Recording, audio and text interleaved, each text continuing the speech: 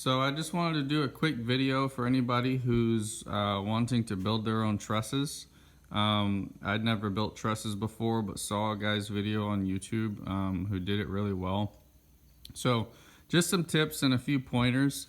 The first thing you're going to want to do is get a really good, get a chalk line going for your outline, your main triangle basically. Your two top chords and your bottom chord. Once you get that triangle, that general triangle laid out, now you've got a template to work with. You can mark where every piece is going, and then you're not having to, redo the measurements every time. Some people have, like sprayed down some lacquer or whatever to keep the chalk line there. I've found out it's pretty good just by itself. Your bottom chord is always, unless you're getting 30-foot lumber, which nobody does, or has, your bottom chord's going to need to have a splice in it. And so I found out that 1-bys work really well. You can also use plywood, but these 1-bys are really nice. Just cut a section of it. And then for your web members, it depends on what type of truss you're building. This is a double fan truss, so the only thing you don't see is there's going to be another web member running that way. I'll post a picture at the end of this video showing a completed truss. But if you just follow some general rules for triangles, you can look at a picture of what type of truss you want to build. For instance, this one I wanted some attic space. And then the way that it worked was everything's basically in thirds. And my mom's a math teacher, so she kind of helped me figure this out. But from the end to here is 1/3 of the bottom chord. From there to there is another third. And from there to there is another third of the entire length of the bottom chord. You do the same thing with your top chords. So for this right top chord, from there to there is 1/3 of the length of that top chord. And from there to this other point where my other web member is going, that's a third. From there to the end is a third.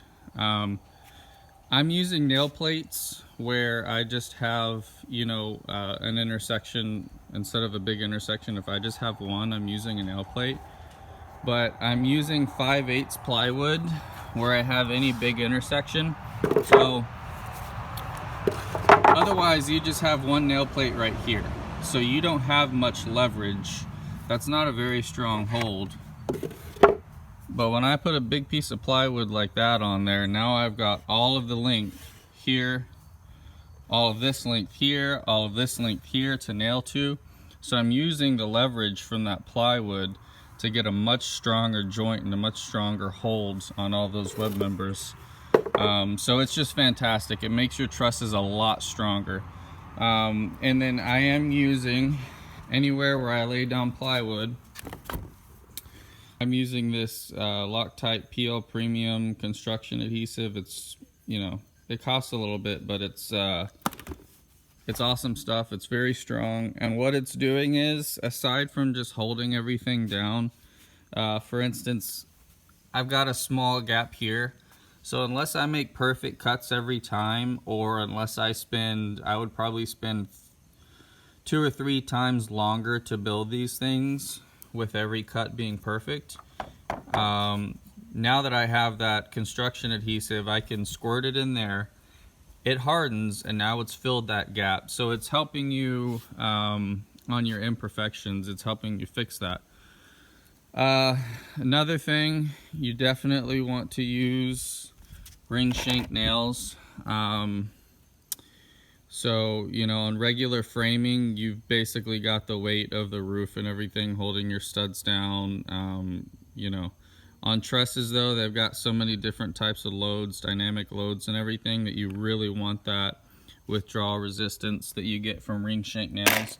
So I'm only using ring shank nails and the gusset plates, the construction adhesive. And then when you're doing your web members, like I said, the first thing you do is you lay out your bottom chord and your 2 top chords. Once you get those, then you start laying your web members. So I just kind of lift everything up. I'll lift up the members on blocks, and that way, you know, I can work with my web members, get them exactly where I want them to trace my lines to cut these things. Because these things are not easy cuts to just try to cut based off of measurements and everything. You're definitely going to want to trace things up. So yeah, I've got one more to go, but I just wanted to show you guys. Hopefully you get some tips from this. I had to learn the hard way, so yeah, good luck.